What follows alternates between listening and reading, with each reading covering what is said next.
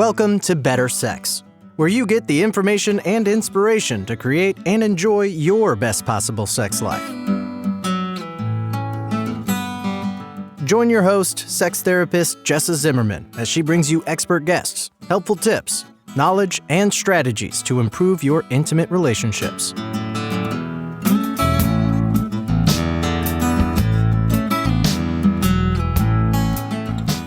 And now, your host, Jessa Zimmerman.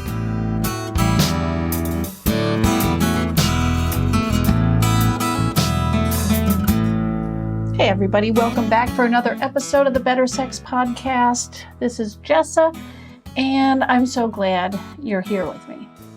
I'm having this really weird experience. It's a gorgeous day in Seattle. I'm looking out my window. I can see mountains in the distance. It's blue skies. It's sunny, and it's also the very beginning of the coronavirus outbreak.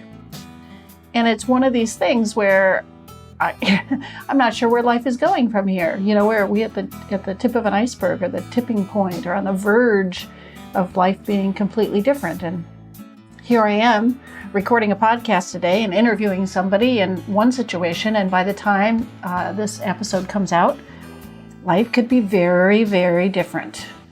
I just have no idea of knowing what the impacts are going to be and how life is going to feel to all of us. So in a similar way, my guest today, life was one way and then suddenly was another.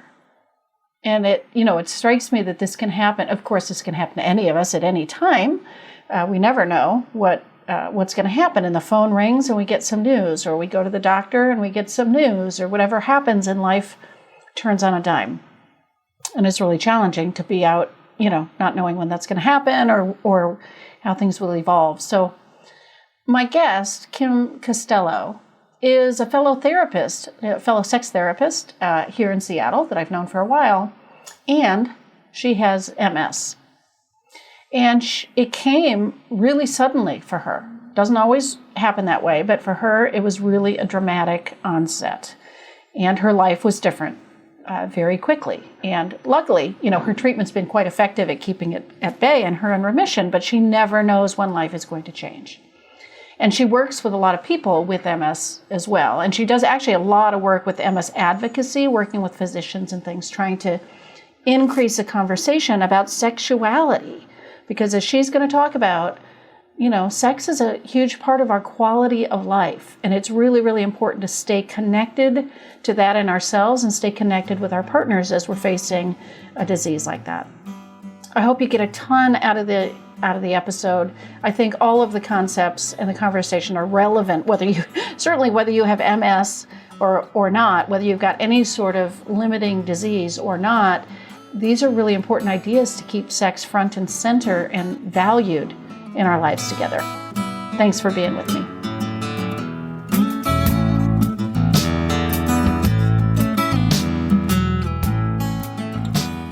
The Better Sex Podcast is brought to you by the Sex Without Stress online course. It's a course for couples to escape the cycle of disappointment, avoidance, and pressure in your sex life. So if you're in a pretty good relationship, there's a lot of love and goodwill, but sex is your struggle, this could be for you. You work in the privacy of your own home and at your own pace to create a sex life you can both look forward to. If you want to learn more, go to sexwithoutstress.com/program.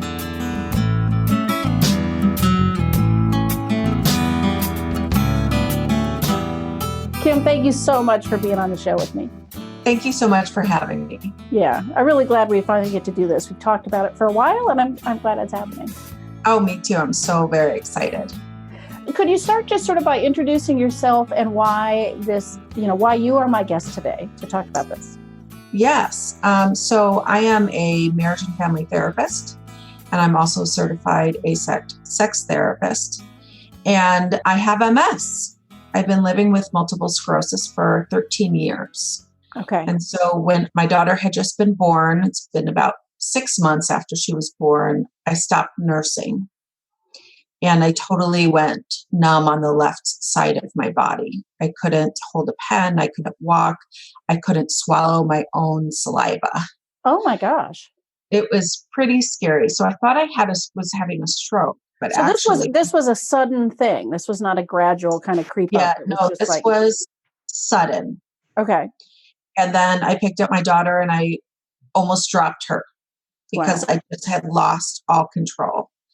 And so I went and I had 8 lesions on my brain for an MRI. And so I wow, was diagnosed right away with MS and started on drugs, which has helped me stay in remission for the last 12 years. And wow. I've got back all my function. That is not common, though, with people with MS. Okay. And what people with MS have to deal with a lot is the uncertainty that at any time something can happen. They don't Is know it, when. yeah, is it unusual to have it come on so sudden and so severe? Is it, I mean, I obviously I don't know as much about this. Is it not normally a sort of a gradual kind of impact? Usually it is. Usually people have it and they don't know. So, for example, they feel like they have a numbness in their arm and they go to the chiropractor and they try to get it adjusted. Yeah. But then it keeps coming back and then something else happens. Okay. Mine was pretty severe. Yeah. Yeah. So Mine was super I'm severe. imagining the doctors were kind of surprised by, wow, suddenly, this is happening. They were surprised. They, let me know that if I wanted to have another child, that they couldn't guarantee that I'd be disabled. So immediately it changed life very, very quickly. New mom. Is it related to pregnancy or birth? Well, there's not a lot of research, but there tends to be some correlation to after when a woman stops nursing, that hormone. And there's still research that needs to be done with it, but that is what happened to me. And I've met some other women too who've had that as well. Okay, so there's some sort of triggering event maybe related to hormones that when you stopped nursing, it was like, wow, okay. All right. And so your remission at this point being so, I mean, gosh, it's on or off for you. That's unusual, is what you're saying. Yeah. Most people are living with some sort of symptoms on a regular basis. And I do have, if I get too hot, which is people with MS have difficulty with heat, I can lose my sight. I still have difficulty swallowing at times. Wow. I can still get some difficulty walking, or especially in the summer when I'm overheated, I can feel tingling up and down the side of my body. Or I'm aware like I'm blinking. Nobody's aware that they're blinking. Right. not until you say that. Now I'm thinking, right. I'm blinking. Yeah. So that is, something that I have to deal with for the rest of my life. And who knows when another symptom could come up. Yeah. So that's what you're saying. People with this diagnosis you're sort of always waiting for the shoe to drop. It sounds like. When is something going to amp up or occur? Exactly. You have to live with a lot of the unknown. And then how do you do that? It kind of raises your anxiety a little bit. And then, you're sick, but you might not look sick. So if you look at me, most people don't think that I'm sick. Right. I mean, I can walk, I can do all of these things, but I still choke on my food. Yeah. I still, heat bothers me. Yeah. I can lose my sight for a little bit.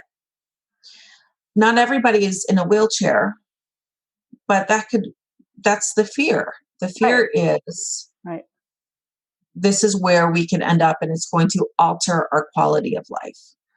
Right. And is MS, is it generally progressive?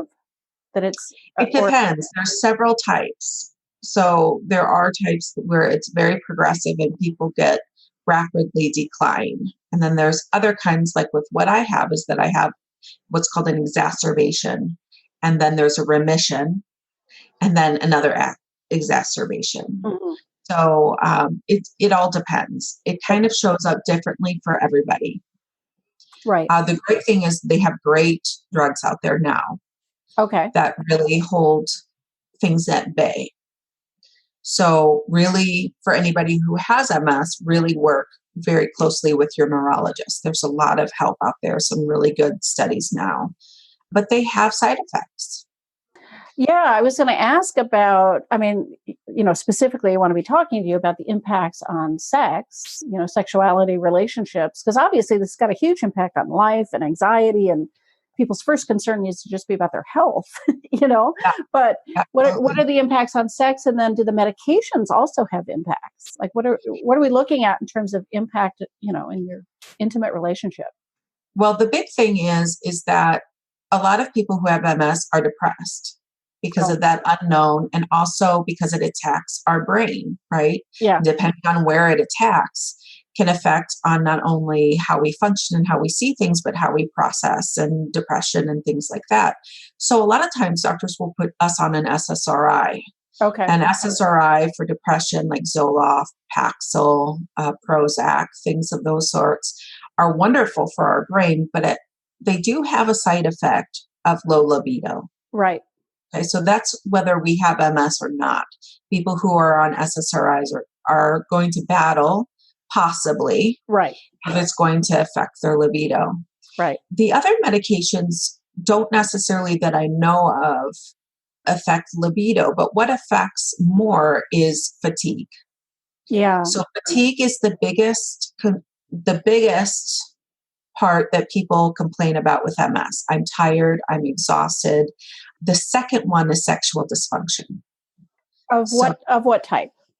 so there's several, but like sexual dysfunction, 85% of women say they have some form of sexual dysfunction, and 90% of men do Okay, with MS. with MS. Okay, that's huge. That is a huge. So the first is people with MS are going to say that I'm tired. Right. Okay. Then the second, 85% of women with MS are going to say I have a sexual dysfunction. Yeah. And 90% of men are going to say they have some form of sexual dysfunction. Wow. Okay. So let me give you some of these statistics here. Okay. Yeah. Yeah.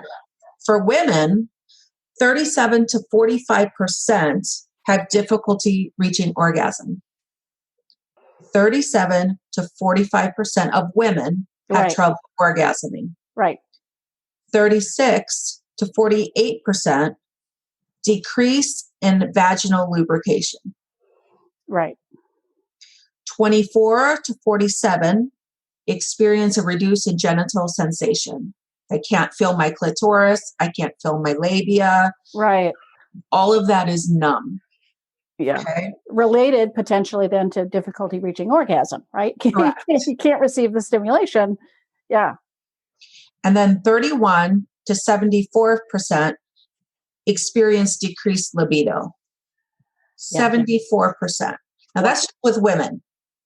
Okay. Yeah. And when you're talking about decreased lubrication, then I'm also imagining, you didn't mention pain, but I'm imagining potentially people are having pain if they're not lubricating like they're used to or not getting aroused like they used to.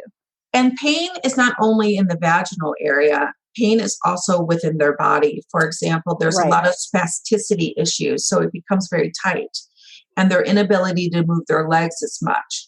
So I had one lady go to a neurologist who was a client of mine who said, I can't open my legs. Wow. So help me open up my legs because they're tight. Yeah. So just even that kind of pain, laying on my back, sitting Right. up, sitting in a chair, standing, Yeah. all of that becomes an issue when we start talking about having intercourse. Wow.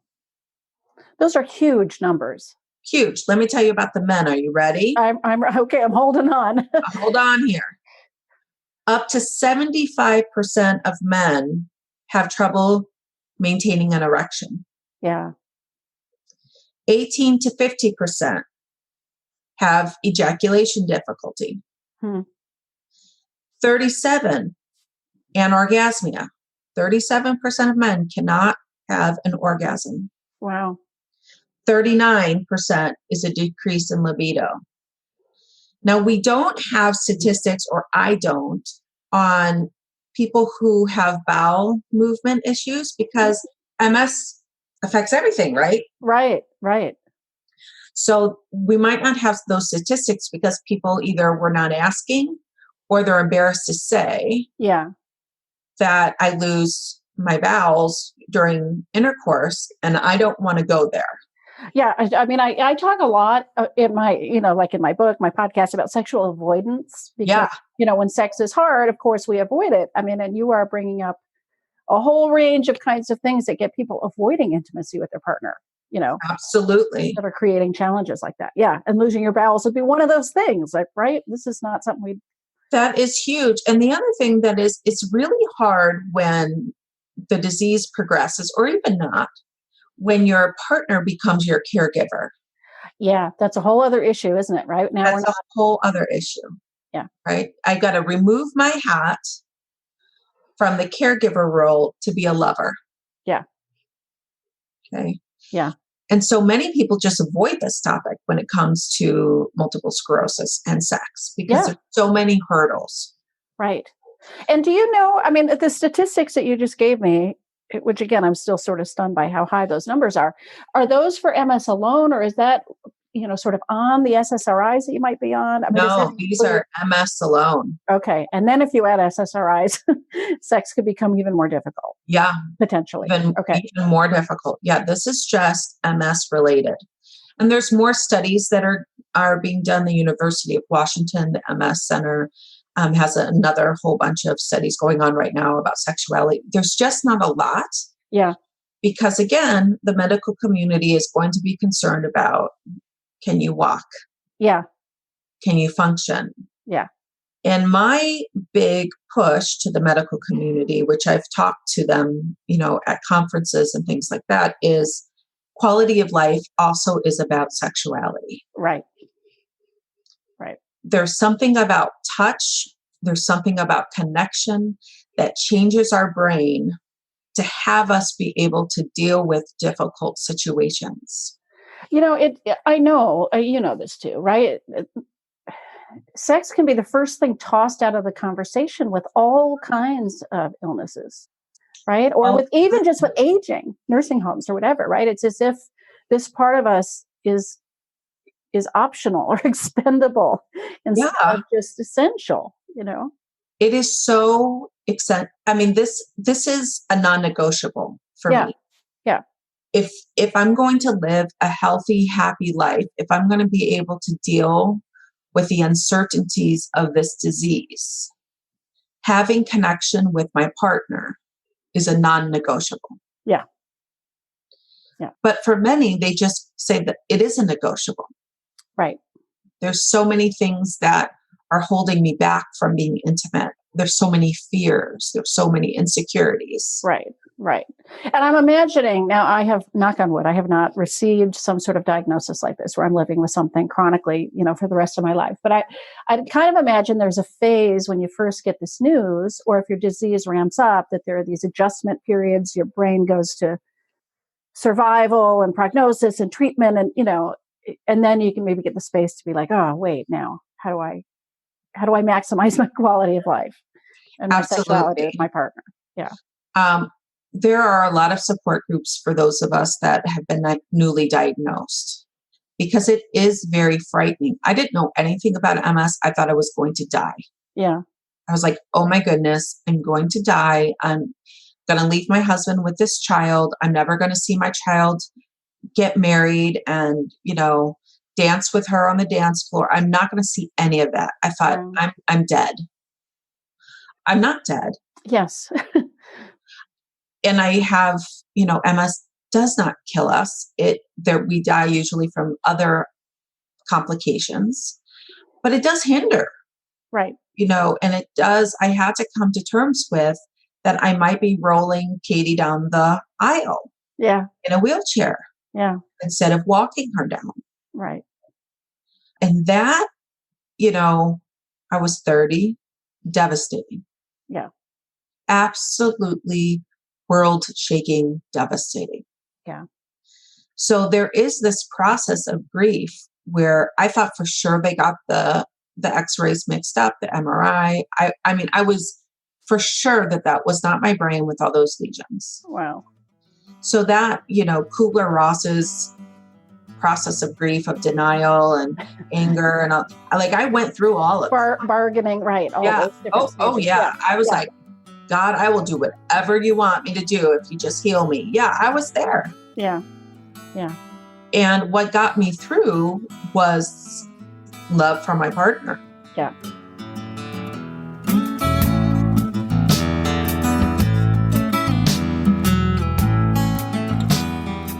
Hi, it's Jessa here, taking just a quick break. Thanks for listening so far. I wanted to let you know about the sex quiz that I've put together called How Healthy is Your Sex Life? I've taken a close look at the typical ways that I see couples get into trouble with sex, including avoidance, neglect, negativity, distraction, and boredom. And the free quiz will score your individual results based on these factors. And then I provide my recommendations and ideas, including my top 10 sex tips, which will help you make instant improvement. If you'd like to take the quiz and see how healthy your sex life is, you can do it right now at sexhealthquiz.com.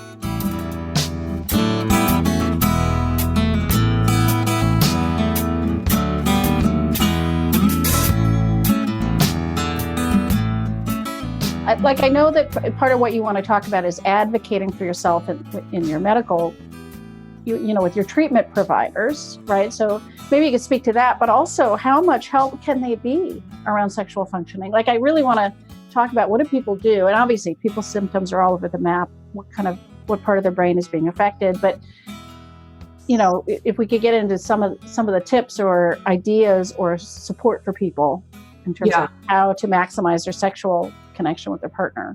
So if you go to a neurologist at this time, my experience has been they're going to kind of look at us like a deer in headlights. Okay. If you talk about sex. If we talk about sex. Yeah. But I've been working on them. I've been doing conferences, and maybe I think the tide is changing. Okay. Yeah. So they might not look at you as a deer in headlights, but what they're going to do is they're going to try to help you with the symptom. So for example, if bowel issues is a concern, they can help you with medications with that. Okay. If spasticity is a problem, they can help you with that. If fatigue and you're having trouble sleeping, they can give you medications for that. Okay. So those will help the symptoms, but then you've got to overcome kind of, how do I step into this? When do I have sex so that I'm, not so tired? How can we plan it? That doesn't seem erotic. Right. Because we're planning. That's where a sex therapist would be super, super important. Yeah. Right? Because the doctor's not going to be able to help you with that. They can help you with all those the symptoms of. But then to think outside the box, right? And have you and your partner kind of talk about what kind of connection can occur. You need help. Yeah, because a neurologist is not going to facilitate that conversation with your partner about opening up your fears about sex, your changes in functioning, right? That's so big for people anyway, huge, that aren't facing these kinds of challenges. And they don't have the time. Besides that, they're not skilled in it. Yeah. They, insurance unfortunately says you've got 45 minutes. Yeah. For a specialist. Maximize that time. Right. Right. So what are the elements? And again, I know we're talking to a broad range of people, but are there steps or themes of what's important to be doing with a partner to really support your sex life? Yeah. The first thing is that we have to expand the definition of sex first and primarily. Okay. Which is, it's not just about genital to genital contact. Right. Right. It's about flirting. It's about the touch. It's about cuddling. It's about holding hands. It's about the passionate kiss. And really learning how to bring those moments embodied so that we can feel them in our bodies and get this deep sensation of connection and pleasure. Yeah. So we just have to expand that it's not about genital to genital contact and it's not about orgasm. Okay. It is about connection, pleasure. I like to add mindfulness because I can walk by my husband and tickle him in the back, and that's just a normal thing, right? Very common. But there's something about walking behind my husband, tickling his back, tell him that he's sexy, and to feel in my body what it feels like to be erotic that moment, Mm. and to have him pause and feel in his body that kind of pursuit of me to him. Yeah. Yeah. So slowing it down so that those times are really accentuated, like they're really powerful. Okay. So I always joke and I say it's, save for your partner and really be mindful for anything you would not do to the Starbucks barista. Yeah. Okay. Yeah. Whatever we don't do with them, then unless we're dating them, then we, or want to have a relationship with them, then we slow it down and think, okay, this is a point of connection. Right. And really, it's a form of sex. It's a form of sex. It's special between you and your partner. You're there for it. It's pleasure and connection. Absolutely. Yeah. The other thing that we want to do is, unfortunately, because fatigue is so difficult. And I mean, we're not talking about the kind of fatigue that you've worked all day and you go home and you're just, I don't have it in me. We're talking about, I can't function. Yeah.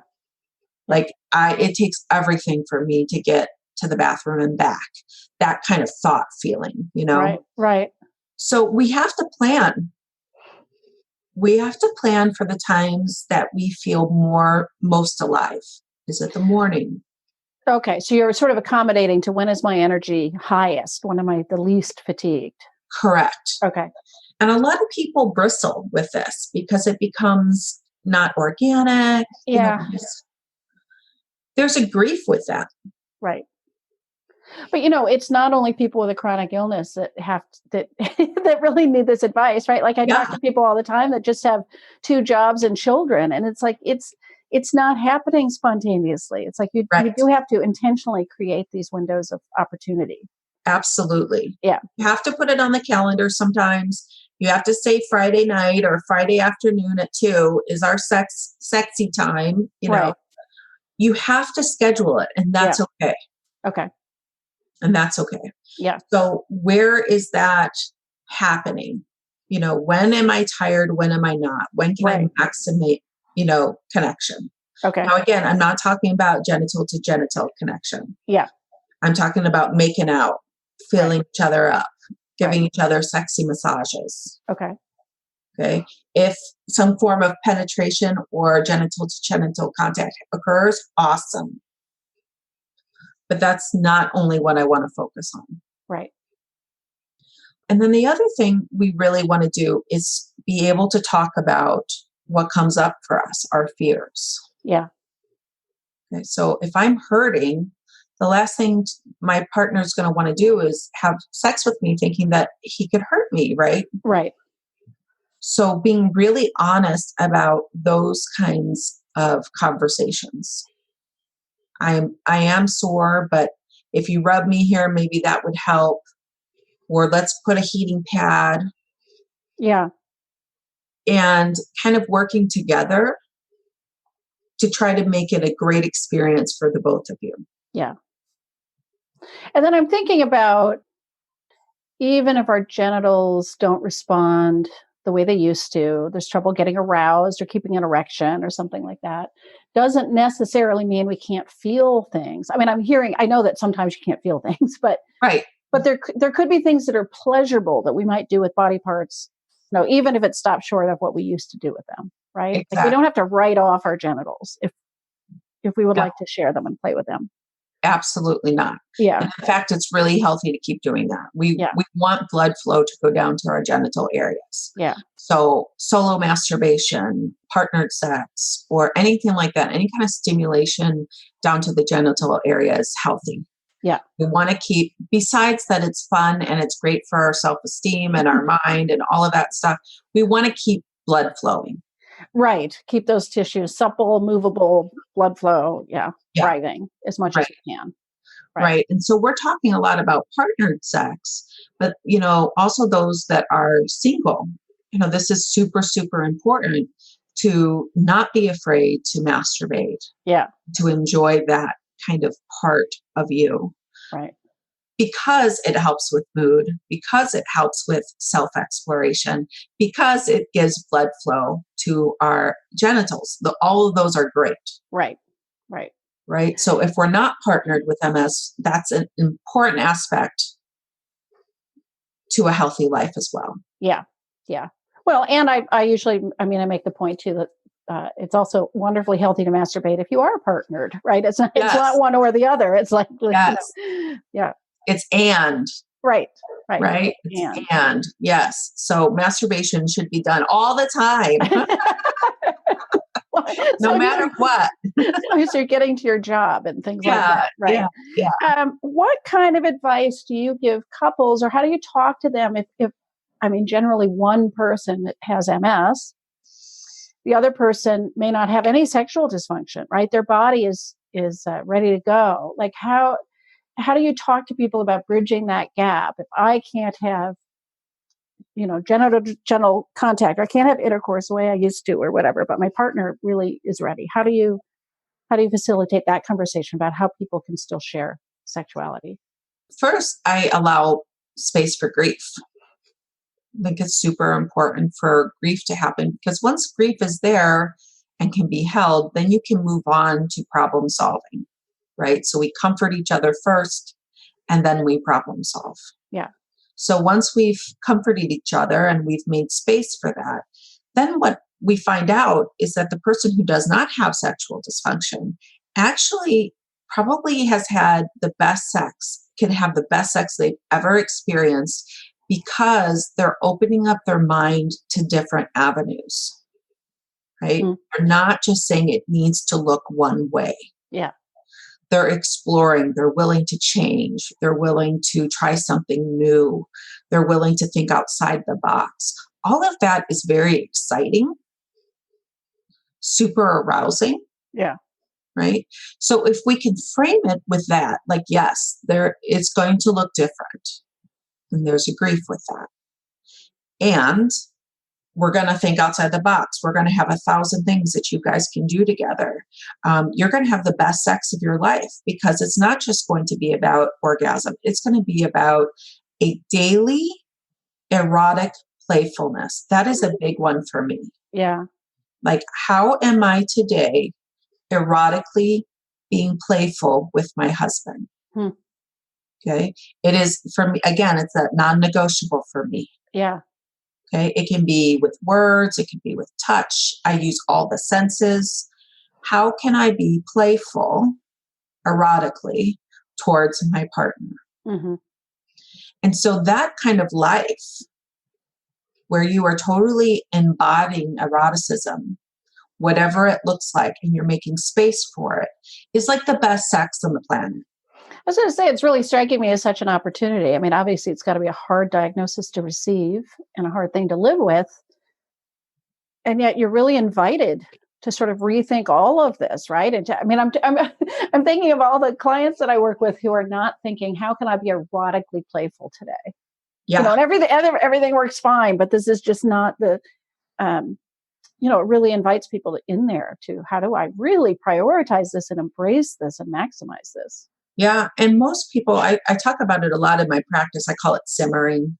And I use like a little crock pot. Right. And I say, okay, we put the stew in the crock pot. And then by like 7 a.m., I'm like, ooh, it smells good. Then by 10 o'clock, And then by 11, I'm like, oh, yeah. Right. And by 7, I'm like, nobody talk to me. I'm eating my stew. And so it's that little things of, how can I text my partner? And, there's always rules around text to make sure you're not sending it to the wrong person and what you're sending and things like that. Right. I'm a big fan of sticky notes. Writing a sticky note in the shower and saying, you're the most handsomest or the most sexiest woman I've ever seen. Yeah. That's an erotic moment. Right. I came out of my job one day after working. It was like 9 p.m. You know how late we work, Jessa. It's hard, right? And I come out and I open my car door and there's a note on my seat, and I freaked out because it's 9 p.m. Right. And I thought, oh my gosh, I'm alone. Somebody broke in my car. Somebody did break into my car. It was my husband. Uh-oh. And he wrote, you are the most sexiest woman I've ever seen in my whole life. I can't wait till you come home to me. Wow.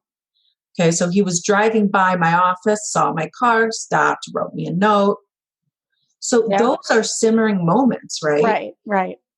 How do I intentionally stop and let my partner, let the people that I know and that I love say, I adore you. Yeah. The world is better because you're in mine. Right. And what's really striking me in this conversation is this is not something you are doing for your husband's benefit. Like, oh my gosh, I'm sick. I need to make sure he's okay. You're talking about this is for your quality of life and your wholeness as a person. Yeah. Right? Because I think people can get in a mindset, especially if they're struggling with desire, like this is something I need to do or my partner's going to leave me or be unhappy or whatever. And it's like, no, embrace this because it matters for you. Absolutely. It feels like, it can easily fall into obligatory sex. Right. And obligatory sex is so damaging. Yeah. I mean, I love my husband. I want him to be happy. I love myself too. Right. I want myself to feel good. Yeah. I want my neurons to keep going. I don't want to fall into depression. Right. Right. Yeah. What we don't want is what I think of as sacrificial sex. Right. I don't want sacrificial sex. Right. Right. So the last thing on my mind, but I will ask you if there's anything else you want to cover, but this idea of going from caregiver to lover, you have tips for that? Like, how do you talk to people about how to make that transition? So that's super, super, super hard because think about if you're, especially if the disease progresses, right? And you're helping somebody bathe or wipe themselves after they have a bowel movement. Right. And then all of a sudden you're wanting to make out. Okay. So what I do is I really try to help people kind of put days and moments kind of like into a box. Like right here for 10 minutes, I'm going to be the caregiver. I'm going to do what needs to be done. I'm going to take showers. And then I'm going to put down that hat and I'm going to move to playfulness. Now, in this role, one of the things that I find that's very, very hard for people is that when they're the caregiver, they forget to talk to their partner about their own struggles. They just say, I can't share that. He or she's going through too much. This is too hard for them. Okay, and I always tell them, don't rob our ability to help you. Okay, don't steal that from me. I might be limited, but I want to be able to help, right? So if my partner comes to me and tells me about his difficulties, then I'm going to feel good. I'm going to be able to move into the caregiver role, giving my partner permission not to be cared for. Yeah, that mutuality seems like that leveling of the playing field. Like you might help me one way, I help you a different way, but because we're helping each other, it seems like that would be a little bit less caregiving and more like, like one directional. Yeah. More like partnership. Yeah. So, and that is a big thing that people go into is like, oh, he or she has MS. Oh, they're in so much pain. I'm not going to tell them anything about how this is affecting me. Right. I'm not going to talk to them about what's been going on at work. I'm going to hide from them the financial stress. No, share it. Right. Okay. Do it as a team. Yeah. Okay. Because then it removes the power dynamic of that I'm the broken one. Yeah. And you're the healthy one. Right. Right. No, we're both doing this journey together. Yeah. Okay? And it allows me to move into a caregiver role maybe differently. Right. Yeah. And again, that mutuality would open up sexuality more, it seems to me. Right. Like it's not so, one directional. Yes. But it's difficult. So first I say, hey, you've got to share with your partner emotionally. Let them step up. It makes us feel good to be able to help others. Right. Give us the opportunity. Yeah. Then when you are doing that hard caregiver stuff, because it is hard, you give yourself those 10, 15 minutes to be like, oh, this is hard.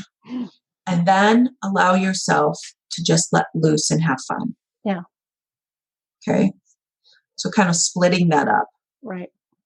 Is there anything else we didn't cover that you wanted to mention? I don't think so. The National MS Society, they have chapters throughout the nation. They're amazing. Okay. The Multiple Sclerosis Association of America. I work a lot with them, hands on hand.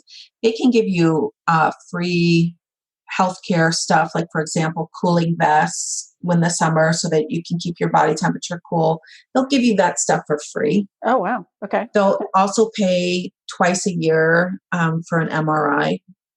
So if finances are hard, you can go to the National MS Society. Sometimes they pay for therapy. And the Multiple Sclerosis Association of America is phenomenal for those things too. So in this disease, a lot of times it feels like we're alone because it's so heavy. You're not. Yeah. Use the team that you have. Talk to your neurologist, talk to these communities out there, get involved, and find a great therapist. Yeah. Speaking of a great therapist, Kim, where do people find you?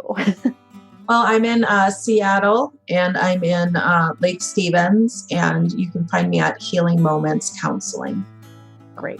I'll share all those links too in the show notes so people can. Yeah, sure. Great. Well, thank you so much. Thank you for having me.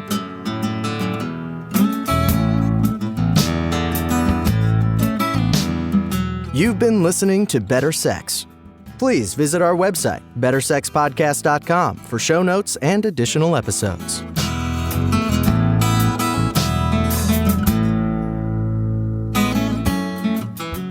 And that's a wrap for today. I really hope you enjoyed the episode. If you are enjoying the podcast, if some of this material resonates with you and you would like to make a difference and make sure that this keeps coming out in the world once a week, ongoing, there are a couple things you could do to show your appreciation.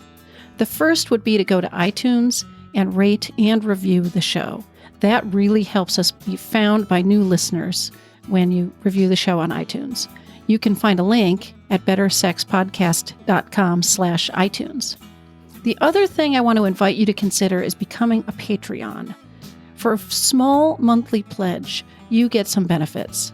So for $2 a month, you get advance access to every single episode. For $5 a month, you get a chapter of my upcoming new book. And for $10 a month, I host quarterly get-to-know-you and question and answer chats over the web, and you get invited to that. I would love to have your membership in that, become part of the Better Sex family. You can find a link at bettersexpodcast.com/Patreon, which is Patreon.